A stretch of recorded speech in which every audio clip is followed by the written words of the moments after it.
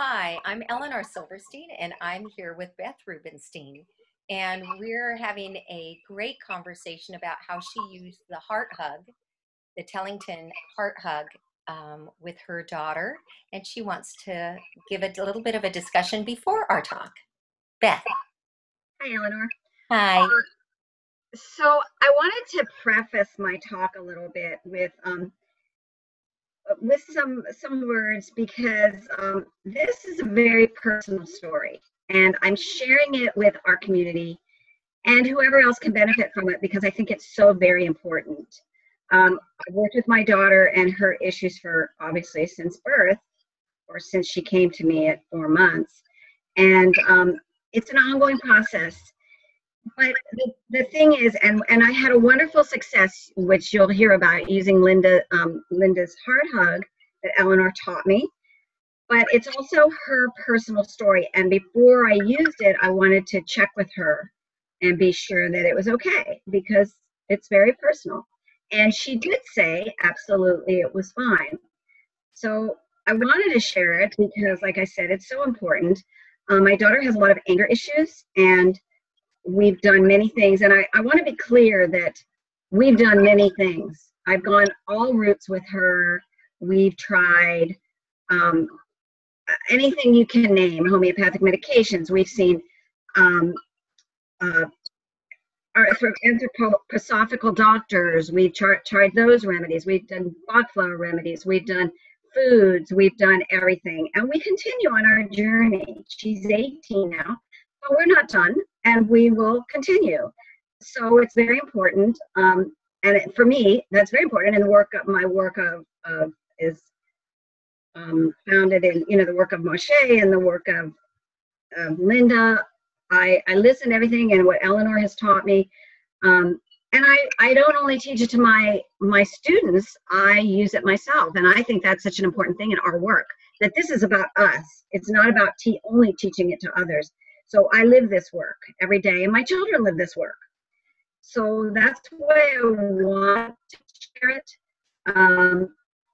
Again, I just want to be very respectful of her, and I think that that's really what I wanted to say. That it's a very personal story, and please be respectful of the fact that I have tried everything, and I'm continuing to try, and that's what we do. And, I'm looking at what's happening.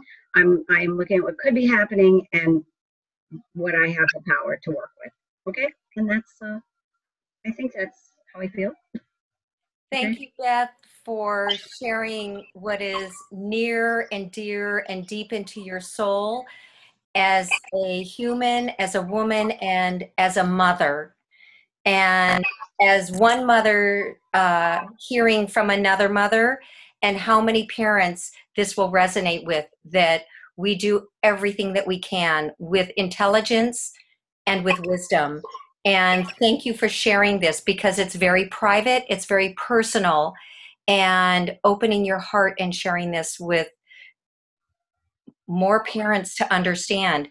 It takes a village, it takes many of us to help each other, and it takes many different things to approach and try to help our kids with. It's never just one thing. If it is, wow, weren't we lucky? So thank you for sharing the honesty and the truth. And I hope in the next video clip, when you hear how she uses the heart hug, you'll see the great benefit in what she did and her honesty and truthfulness. Beth, you are a gem. Thank you. Thank you. Okay.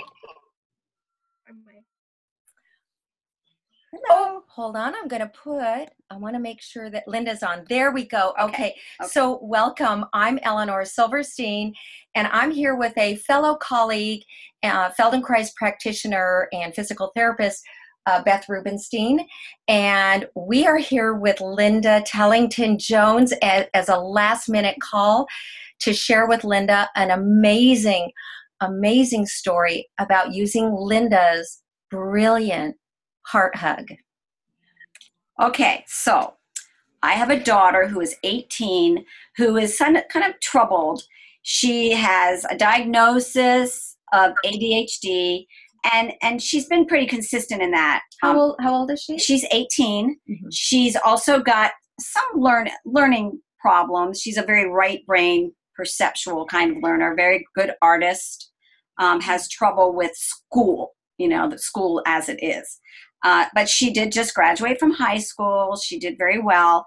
And but it's hard, very hard for her. So what we're left with right now is she has it's her impulse control that she has a problem with. She's taking medication. She takes Vyvanse and a GABA derivative, guanfacine, and she's fine on it. She's okay. She gets through the day, but every night at around 8 o'clock, it starts wearing off, and she gets out of control. I can't control her. I can't stop her. Some days she leaves the house, but she starts yelling. The smallest thing can trigger her. And we try to work on it. We work on it. We've had lots and lots of therapy. So the night before last, she went off. It was really, really bad. Last night, she started again about 8 o'clock. And it starts over something, wanting her sister to watch a video on YouTube, a funny video. Her sister, who is 17, Ashlyn's 18, her sister's 17, doesn't want anything to do with her. And she had 2 friends over.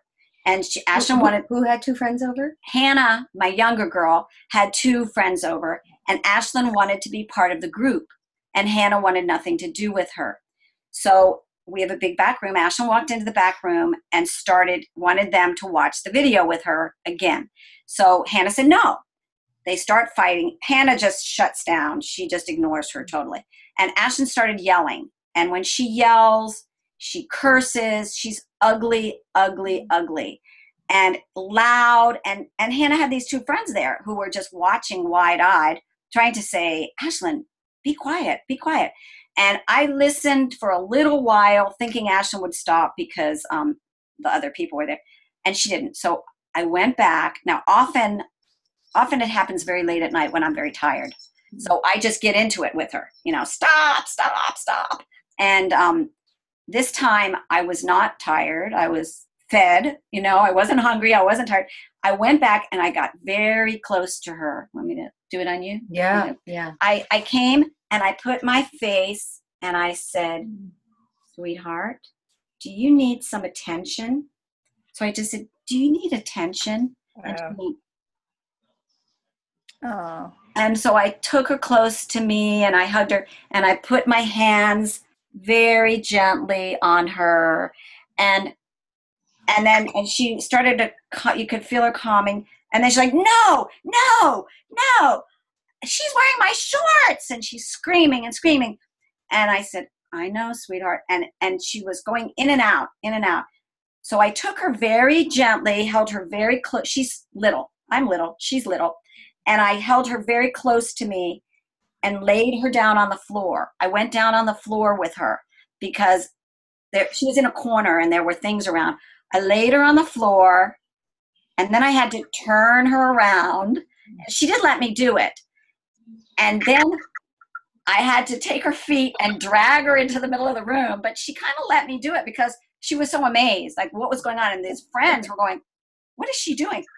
And I got down on the ground and started playing with her.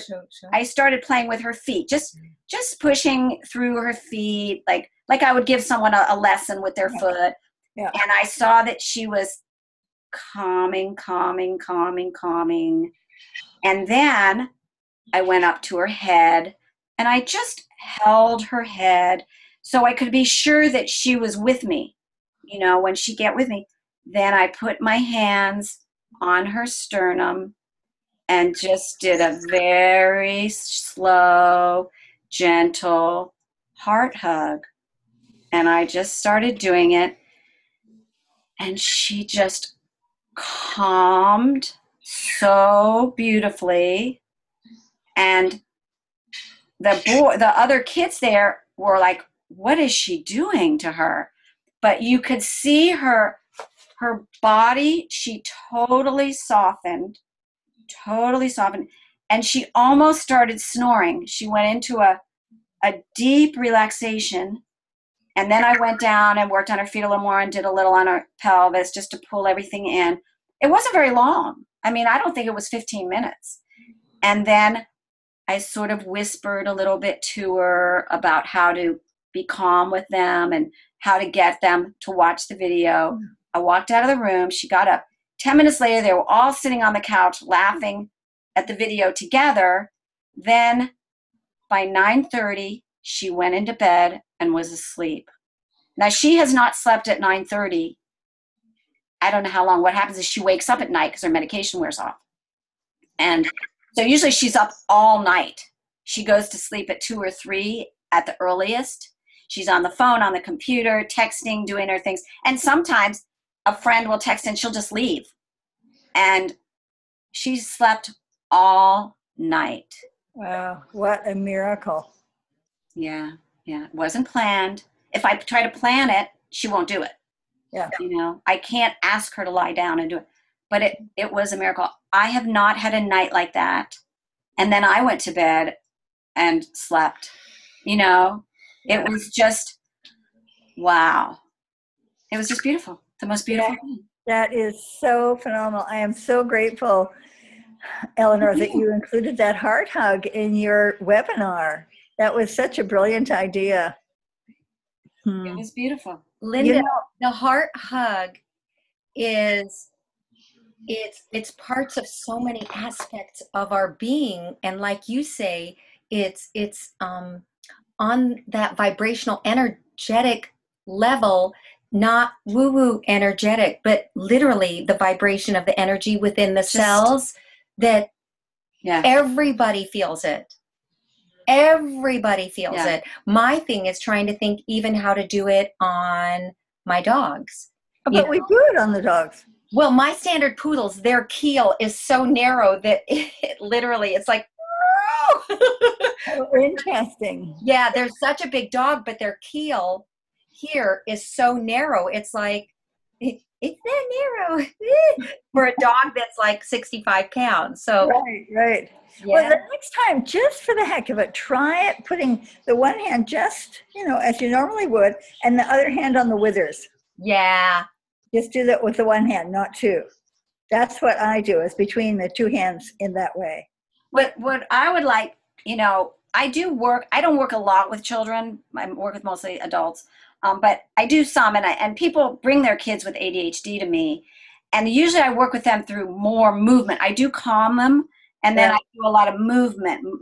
ATM, that active ATM, and it works real well.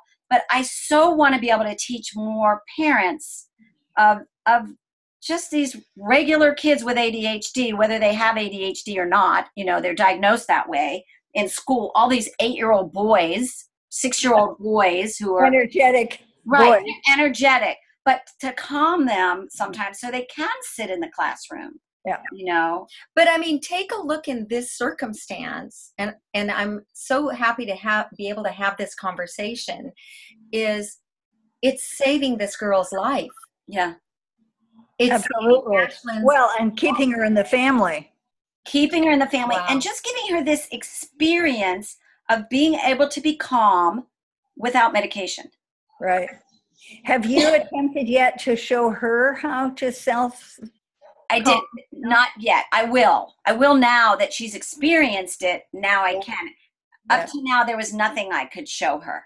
Yeah. Interesting. So that is the next step. And I was thinking, Elinor, in the webinar that we're going to do for the families with children with autism, various levels, if we could use part of your story. Oh, absolutely. I want everybody to know. Yeah. Yeah, that would be really wonderful. Because, I don't know if I shared this story yet with you, Elinor, in Virginia, when I did a 3-day workshop for TTOUCH for You with Robin Bernhardt and Sandy Rakowitz. And Robin has a 4-year-old client whose mother has Lyme disease, among other co-infections. And this child is very, very energetic, and he just doesn't sleep at night. So she's up all night with him, and they can't get him to go to bed. And so we worked with him through the labyrinth in the class, and I laid out the labyrinth with the different colored reps and let him choose the colors. And then I played with him, and I crawled through forward and backward. And then he got some ideas and some other ways of going through it. And so his mother asked me, like what, and so we had him do TTOUCH because he knows it from Robin on himself. And so she asked me what else that I could do. And I said, well, have you considered when you put him to sleep, singing to him and rocking and doing the TTOUCHes together?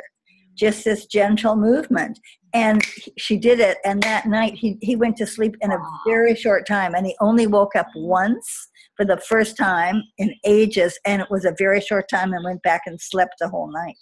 And we've been having these reports, Beth, for at least 20 years with kids who can't sleep. And it's something, to do with them just before they go to bed. What we generally is once they, that was a good one because they can't even get them to lie down normally. That's why I suggested the rocking. And you could have one of those chairs, those swinging chairs, that you could sit with someone, because it's the movement in addition to the touches that make the difference, I believe. Oh, that rocking chair. Yeah. And the singing, just the singing or humming. It doesn't have to be. That does calm her. Yeah, I usually I can't get too close, because she's so angry, and right. I have to be in a perfect emotional state. I can't do it at midnight, No. But and have you worked with your mouth with the mouth touch? Okay. I only do. Guys, you've got to do this. It is so phenomenal, because I wish I don't have my book right here. Do you have anywhere? Look at the homunculus bench. Right. And look, the most sensors: mouth, tongue, chin, and hands. Yeah. And so it's so interesting, and the connection to the limbic system. I love it. Yeah. Okay. And it's just gentle, however, just very gentle circular touches around the mouth, or taking the thumb and forefinger and kind of doing a little, rotation between them. And it's very calming. And it's really interesting. And it should be practiced when a person isn't upset. That is the thing, because I had years ago, I did this in 1984, as a matter of fact. A mother came in to one of my horse trainings at weekend, and she had with her a 12-year-old daughter, and the mother was a redhead, and I worked on it was a stallion that I had who was a biter. And so I worked his mouth, as we do with horses and dogs. And then I said, if you happen to get in a situation where you start to get angry or lose your emotional control, just see what happens if you do these circles on your own mouth. So I can tell her. Yeah, she can do it herself. And so I received a letter about 2 weeks later, and the mother had started to lose it, as she tended to do. And the daughter said, "Mother, work your lips." And she said she did it, and she got and I know the other story is she had these horrible migraines that lasted for days. And so she said when she started to do the lips, she got this sensation that started a migraine. And so she started playing with this, over the next days when she didn't have a migraine.